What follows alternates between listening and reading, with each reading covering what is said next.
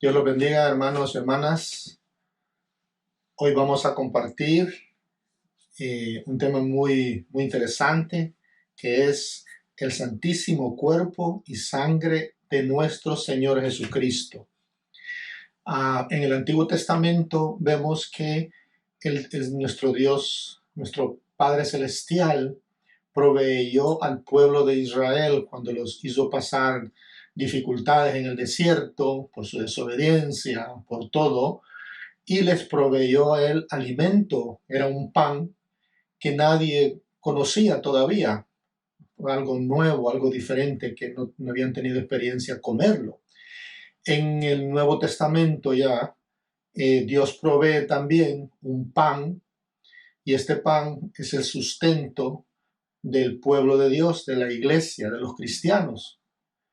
Entonces, vemos entonces que en el Nuevo Testamento el pan es, nos dice la palabra, nuestro Señor Jesucristo. Él se considera el pan de vida. Vamos a compartir una lectura del Deuteronomio, un poquito, ¿verdad? Y del capítulo 8, pero en uno de los versículos dice, hablando con Moisés, que le hablara al pueblo, le dice, Él te afligió haciéndote pasar hambre y después te alimentó con el maná que tú no conocías ni conocieron tus padres, para enseñarte que no solo vive el hombre de pan, sino de todo cuanto sale de la boca de Dios. Vemos aquí entonces que Dios le hace ver a su pueblo que en las necesidades, en las dificultades, antes de llegar a la tierra prometida, Dios, aunque estén sufriendo, no los va a dejar morirse de hambre. Él, siendo Dios, les va a dar un alimento que les va a ayudar a llegar hasta la meta. Si perseveran, si no se quejan y comen lo que Dios les da, llegarán entonces a la tierra prometida. Pero ¿qué pasó con este pueblo después de cierto tiempo de comer de ese pan? Se distraen y se acuerdan de lo que ellos comían cuando eran esclavos. Se acuerdan de la vida en pecado que llevaban y decidieron entonces dejar el alimento de Dios para pedir lo que se llama carne. Y el Señor les provee, pero el Señor no estaba muy contento porque ellos han decidido entonces buscar otra cosa que satisfaga al cuerpo, otras necesidades, en vez de quedarse con el cuerpo, con el pan que el Señor les había ofrecido. Entonces vemos en el Nuevo Testamento, ¿okay?, que el Señor habla en el Evangelio de San Juan, que leemos en este tiempo de la fiesta del Santísimo Cuerpo y Sangre de nuestro Señor Jesucristo.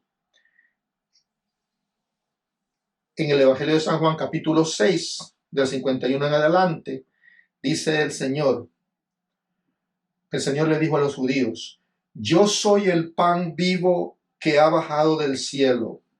El que coma de este pan vivirá para siempre, y el pan que yo daré es mi carne para la vida del mundo. Podemos ver aquí entonces que, como en el Antiguo Testamento, a la iglesia, al comienzo de la iglesia, Dios provee un pan, pero este pan no es para alimentar el cuerpo, no es para mantener el cuerpo hasta la llegada a un lugar. Este pan es para mantener la vida total de la persona, la parte espiritual, la parte de fe y la parte también del cuerpo, por decir, hasta compartir en el banquete en la vida eterna. Toda nuestra vida ha de ser de alimentarnos del pan vivo, que el Señor nos dice cuál es el pan vivo. Claro, la palabra de Dios es alimento también, es alimento. La palabra es Dios mismo hablando y nos alimentamos de ella. Pero cuando el Señor habla, yo soy el pan, está hablando de algo que podemos ver, que podemos tocar. y dice, yo soy. Y al Señor nosotros le hacemos caso. Entonces, si nosotros creemos que este pan es Dios, la iglesia ha creído por 2000 años después de aquella cena, en la Pascua del Señor, antes de padecer, que Él instituyó la Santa Eucaristía y hizo a los sacerdotes, ahí comenzaron también los sacerdotes, el sacerdocio, el sacramento del sacerdocio, de la orden, donde Él les dio una orden que lo hicieran siempre, todos los días, y no solo como algo que es parecido, sino que lo hicieran real, ¿no? Porque lo hicieran todos los días hasta el día que volviéramos a comer con Él en la mesa, en su reino. ¿Sí? Entonces vemos aquí que Él dice, y el pan que yo daré, que es el mismo, es mi carne para la vida del mundo. Entonces vemos aquí como siempre Dios está proveyendo el alimento a su pueblo, sea alimento diario, sea que uno no tenga trabajo, sea que uno tenga necesidad. Si uno tiene fe, si uno cree en el Señor, Él proveerá todo lo que nosotros necesitemos y solo lo que necesitemos. Ahora, si nosotros somos inconformes y no nos conformamos con lo que Dios nos da y queremos buscar otras cosas que nos hagan más felices o más alegres o queremos vivir una vida fuera de Dios, hay muchas cosas que saben más dulces, hay muchas cosas que saben más deliciosas afuera. Pero ¿qué quiere decir eso? Eso quiere decir salirnos de la tangente y de lo que Dios nos tiene preparado. Nosotros los católicos tenemos, para la gloria de Dios, lo ha entendido así la iglesia por 2000 años, hemos creído que en ese pedacito de pan, Cristo se encuentra totalmente. Entonces, vemos aquí que Cristo, Él mismo nos dijo, este es el pan que ha bajado del cielo, no como el de vuestros padres, acordándose en el Antiguo Testamento, que lo comieron y murieron. ¿Por qué comieron y murieron? Porque ellos se quejaron y no mantuvieron alimentándose con el pan, con el maná del cielo que el Señor les daba. Nadie conocía ese pan. A Jesucristo como pan de vida nadie lo conocía. A Él mismo nadie lo conocía. Entonces, aquí el Señor les recuerda. Por eso el que come este pan vivirá para siempre. Eso ya no solamente es una vida temporal. Entonces, ¿qué sucede con nosotros? Cuando nosotros elegimos buscar fuera del alimento espiritual, el que nos mantiene unidos a Dios, esa gracia, esa relación con Dios, decidimos buscar la línea del pecado, salirnos de la tangente que Dios nos ha puesto, de la línea. Entonces, ¿qué sucede? Morimos. Pero Él dice, si ustedes se mantienen alimentando de mi cuerpo y de mi sangre, verdaderamente vivirán para siempre. Vivirán aquí y vivirán para siempre. Entonces, en la iglesia, en el catecismo, nos da una explicación sobre este misterio del cuerpo y la sangre de nuestro Señor Jesucristo, ¿no? A través de los años. De nuevo, por 2000 años, la iglesia cree que Cristo es Dios y está en ese pedacito de pan y por eso lo adoramos. Entonces, por 2000 años, millones de personas, de católicos, han profesado esa fe, han muerto por esa fe, por nuestra misa.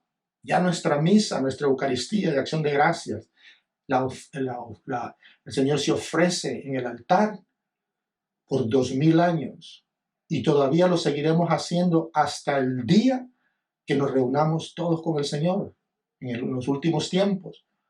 Entonces, la Eucaristía en el 1407, de ahí vamos a leer unos cuantos artículos del Catecismo de la Iglesia Católica, que es la enseñanza de nuestra iglesia para formarnos, ¿no? Y ellos nos ayudan un poco a meditar e interpretar un poco estos misterios. La Eucaristía es el corazón y la cumbre de la vida de la iglesia. La Eucaristía. Nosotros podemos decir, vamos a misa, y sabemos que en toda misa va a haber una consagración de la sangre del vino y del pan en toda misa. No puede haber una misa sin esa parte eucarística, donde el sacerdote consagra el pan y el vino, y el pan se convierte en el cuerpo y la sangre de Cristo. Nunca ha habido. Todos los días hay ese tipo nosotros no, todos los días hay una misa en el mundo entero. No ha habido día que no pueda haber una misa, hasta donde yo sé.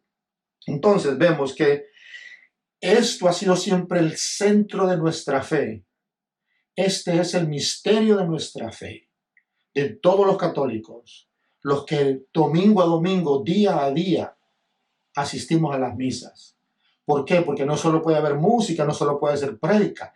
El centro es el Señor, adorándolo ahí en el altar, en su consagración. Ahí cuando el sacerdote, pues entonces lo levanta y dice, este es el Cordero de Dios que quita el pecado del mundo. Dichosos los invitados a la cena del Señor. Felices ustedes que están viendo, los que participan de esta cena. Participar es más que estar viendo, es comulgando, recibiéndolo. ¿Okay? Entonces es el corazón, perdón, el centro de la vida del católico, del cristiano. Y en esa misa, en esa Eucaristía, dice la Iglesia, derrama las gracias de la salvación sobre su cuerpo, que es la Iglesia.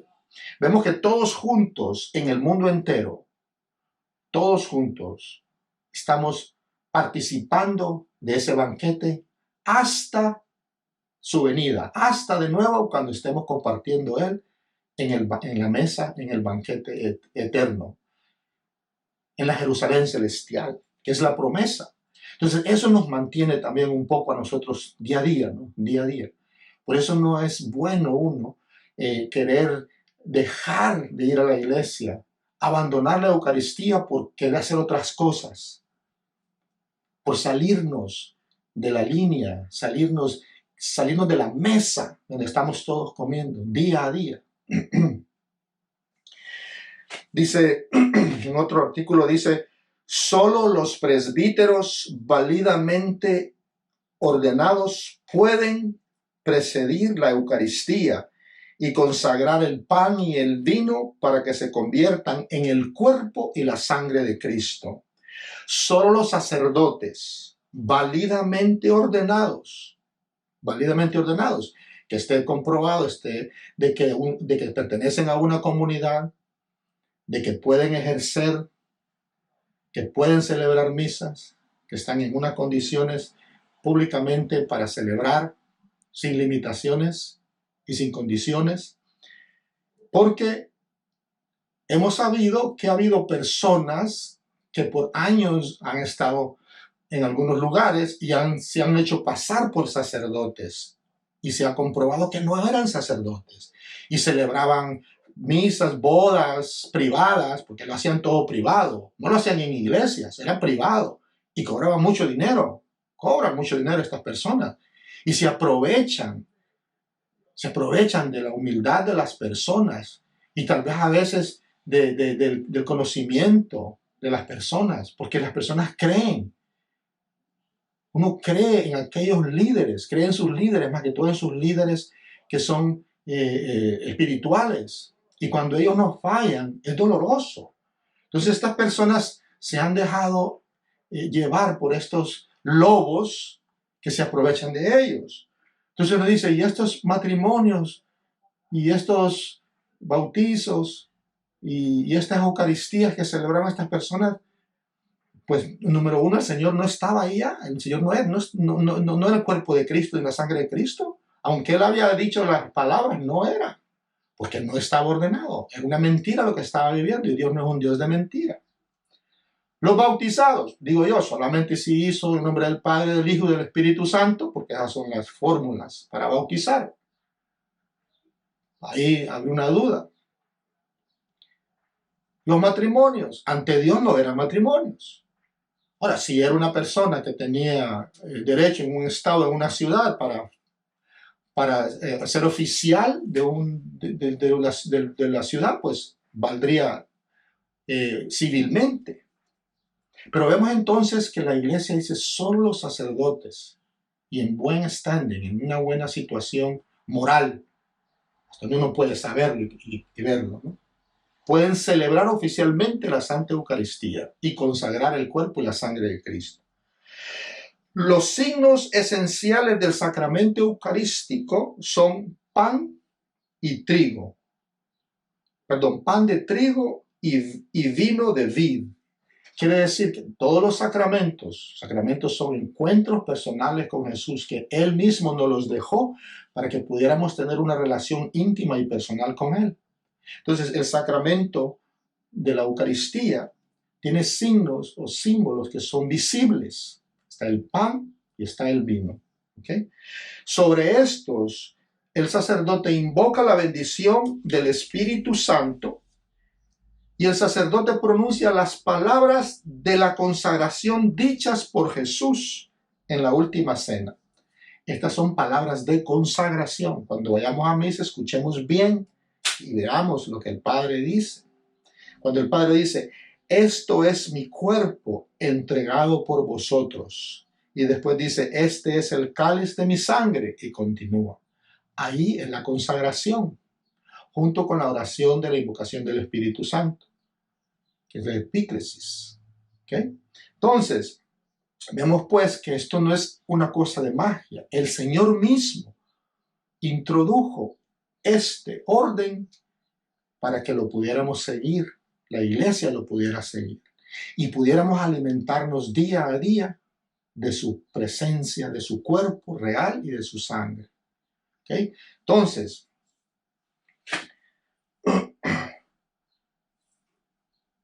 el que quiere recibir a Cristo en la comunión eucarística, nos enseña la iglesia en el 14:15 del catecismo, dice, debe hallarse en estado de gracia. Si uno no tiene conciencia si uno tiene conciencia de haber pecado mortalmente, no debe de acercarse a la Eucaristía sin haber recibido previamente la absolución en el sacramento de la penitencia. ¿Okay? Muchos quisieran recibir el cuerpo de Cristo. Alguien puede decir, pero si el cuerpo de Cristo, el pan que se consagra, es vida para la vida eterna, entonces que todo el mundo lo reciba. Que venga todo el mundo, vamos a la calle y vamos a darle a todo el mundo. Es que no es un alimento para dejar de tener hambre. Es un alimento para la vida eterna. Y hay que reconocer que Cristo es Dios y que está ahí, como Él lo enseñó. Si tú no lo crees, entonces, dice la palabra, estás buscando tu propia condenación por no creer en el Hijo de Dios. Entonces, si uno come y está viviendo una vida desordenada, no estamos hablando de que uno tiene que ser santo, ¿no? Una vida desordenada, y vas y recibís el cuerpo de Cristo, no lo estás reconociendo como Dios, porque estás viniendo a buscarlo con un corazón sucio. Entonces, es mejor que si reconoces que Él está ahí y uno ha cometido un error y se ha apartado de Dios, uno, confesarse y Dios tendrá misericordia. Y luego entonces, dice la iglesia, puedes regresar a seguir alimentándote. La Sagrada Comunión del cuerpo y la sangre de Cristo acrecienta la unión del comulgante con el Señor. Oiga lo que dice la iglesia. Al recibir el cuerpo y la sangre de Cristo, acrecienta la unión del comulgante con el Señor. Porque si lo estamos recibiendo a Él, nuestro cuerpo asimila el pan, asimila su cuerpo y su sangre y lo hace uno con nosotros. Ahí nos hacemos uno con el Señor. Y Él se hace uno con nosotros. Y así toda la iglesia nos hacemos uno con Él a través de ese pedacito de pan. Podemos quebrarlo, ese pedacito, esa hostia, ese pedacito de pan consagrado al Santísimo Cuerpo de nuestro Señor en 20 pedazos y darle un pedacito a cada uno. Y en cada pedacito el Señor está completamente en cada pedacito cada uno. Porque el Señor no se divide. Cada pedacito de pan, su presencia es real, total, en cada pedacito. Sea una hostia grande, sea una hostia pequeña, depende. Es como la multiplicación de los panes, ¿no? 5,000 panes. Y todos comieron, y sobró todavía. Todos los panes, aunque se partían, no dejaban de ser el mismo pan, con la misma hechura y el mismo sabor. Solo se distribuían, nada más. Entonces,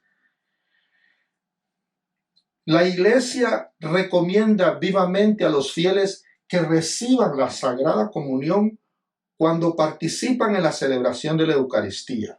La Iglesia recomienda vivamente, cuando usted vaya a misa, reciba la Eucaristía. Eso no quiere decir que la tiene que recibir, depende de cómo se encuentre también. Depende de cómo uno esté moralmente hablando. Y les pone la obligación de hacerlo al menos una vez al año. Dice uno, pero una vez al año, esto está fácil. Usualmente es en la resurrección, domingo de resurrección, en la Pascua. Ok, la iglesia dice, está bien, pues una vez al año, por lo menos tenés que hacerlo. Debes hacerlo una vez al año. No hacerlo, pasar un año sin hacerlo, ya has cometido un pecado mortal. Porque la iglesia te exige como católico, bautizado, que recibas por lo menos una vez al año el santísimo cuerpo y la santísima sangre del Señor Jesucristo. Pero ¿cómo puede ser, sabiendo yo que este cuerpo y esta sangre son alimentos de vida eterna? ¿Cómo puedo pasar un año? ¿Cómo puedo pasar una semana? Pues la iglesia nos dice, está bien, esa es la opción, pero esperemos que si tú conoces a ese Dios, que tú te alimentes con Él. Hay unos que se alimentan día a ddía porque lo pueden hacer, la iglesia lo recomienda, pero no hacerlo porque tengo que hacerlo para uno exagerar, no. Si el Señor no es algo mágico, como dije anteriormente, es la gracia de Dios. Tú lo recibes una vez a la semana y puedes ir en medio de la semana y puedes todos los días, ve, pero sé humilde. Sé humilde, no tienes que andarlo gritando a todo el mundo, yo soy católico de misa diaria. ¿Y qué? Yo soy católico de misa de domingo, porque no puedo ir todos los días. Dios quisiera que pudiera ir todos los días, pero ser humilde y dejar que el Señor haga la obra en cada uno de nosotros, aunque sea recibiéndolo una vez a la semana. Y si fuese una vez al año, por la razón que fuera, deja que el Señor haga esa gracia en ti. Pero sabiendo eso, es bueno todos los domingos o los sábados, que no puedes ir los domingos porque uno trabaja, ir a recibir al Señor en su cuerpo y en su sangre. No podemos vivir sin alimento espiritual, porque el alimento espiritual en este caso ayuda al cuerpo. Un espíritu sano, una mente sana, una mente clara en el amor a Dios, el cuerpo se mejora. Eventualmente uno se siente mejor. Aunque tenga los dolores, uno se siente mejor, ¿no? Puesto que Cristo mismo está siempre en el sacramento del altar, es preciso honrarlo con culto de adoración. Si nosotros adoramos la Santa Eucaristía, adoramos ese pedacito de pan consagrado. Claro que lo adoramos. Eso lo hemos adorado siempre porque es el mismo Señor. Él dijo, este es mi cuerpo. La visita al Santísimo Sacramento es una prueba de gratitud, un signo de amor y un deber de adoración hacia Cristo nuestro Señor. Usted un día llega a la iglesia y está sola y usted mira una luz roja allá, es la señal de que el Señor está ahí en ese tabernáculo. Ahí está. ¿Qué hace usted? Se acerca o hace una genuflexión en reverencia y adoración a ese Rey, a ese Dios que está ahí tranquilito esperándonos. Su presencia es permanentemente 24 horas, 7 días a la semana. Todo el año, en todo el mundo, ha de haber una iglesia donde el Señor esté ahí. Si usted tiene que irse a sentar, es muy diferente sentarse en una iglesia donde esté vacía y el Señor no haya señal que hay un tabernáculo abierto. Haga la prueba. Te va a sentir la diferencia.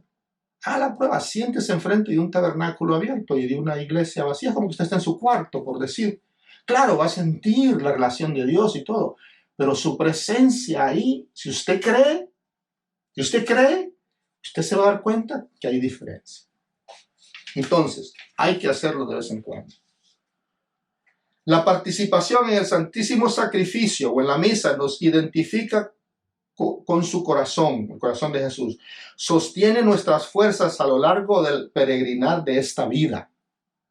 La participación en la Eucaristía nos sostiene las fuerzas en el peregrinar de esta vida, nos enseña la Iglesia.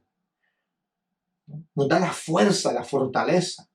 Cuando yo salgo el domingo de la comunión, yo pienso antes de hacer o decir algo del cual yo me voy a arrepentir después. Voy a decir, no, pero ¿cómo puede ser? Si yo acabo de recibir al Señor, yo tengo que tratar de hacer lo mejor posible ante el mundo, ante mi familia, ante todos. No puedo, porque el domingo que venga voy a tener, está bien, voy a tener que reconciliarme. Pero ese mismo Señor que uno tiene en su ser, lo va guiando y le va haciendo, le va dando esa fortaleza y ese deseo de no pecar. ¿Por qué? Porque uno sabe que Él nos da porque uno sabe que vamos a tener la vida eterna. Él nos hace desear la vida eterna y nos une ya desde ahora a la iglesia del cielo. Estamos unidos a la iglesia del cielo en el banquete del cielo de la Jerusalén. Todo estamos celebrando aquí, celebrando ahí arriba. Cuando nos toque de partir, Dios mediante, y el Señor tiene misericordia de nosotros, vamos a ir al banquete celestial. Con la Virgen, con los santos, vamos a compartir. Había un santo que se llama San Justino Mártir. Él nació 100 años después de Cristo. Y él fue un hombre que nació en Samaria. Y él, pues, era un filósofo y se convirtió al catolicismo, al cristianismo, ¿no? Y una vez cuenta la historia, los escritos en Roma, de que cuando él tenía más o menos como 65 años, en 165 a.C., él tuvo unas conversaciones con el alcalde del lugar, ¿ok? En ese tiempo,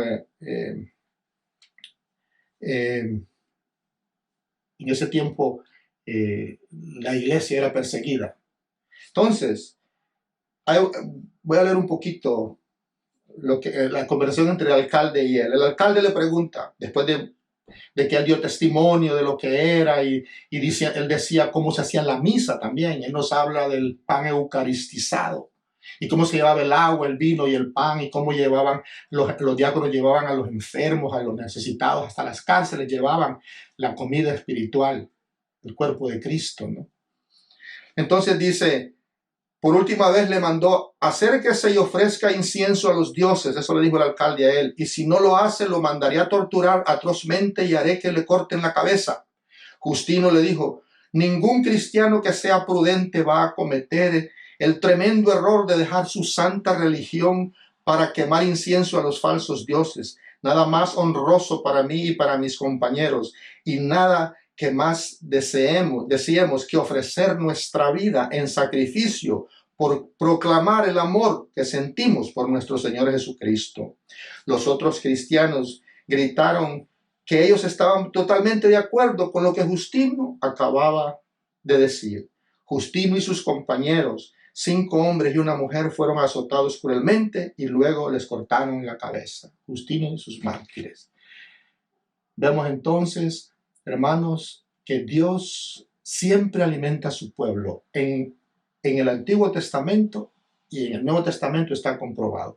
Y ahora nosotros, viviendo en la extensión de los hechos de los apóstoles, podemos comprobar que sí, después de 2000 años, el cuerpo y la sangre de Cristo alimentan a su iglesia. Y es la que la tiene fortalecida, alimentada, hasta el día que podamos celebrar todos juntos con el Señor en la Jerusalén celestial. No dejemos entonces por ninguna razón dejar de alimentarnos de su cuerpo y de su sangre. Que el Señor los bendiga. Amén.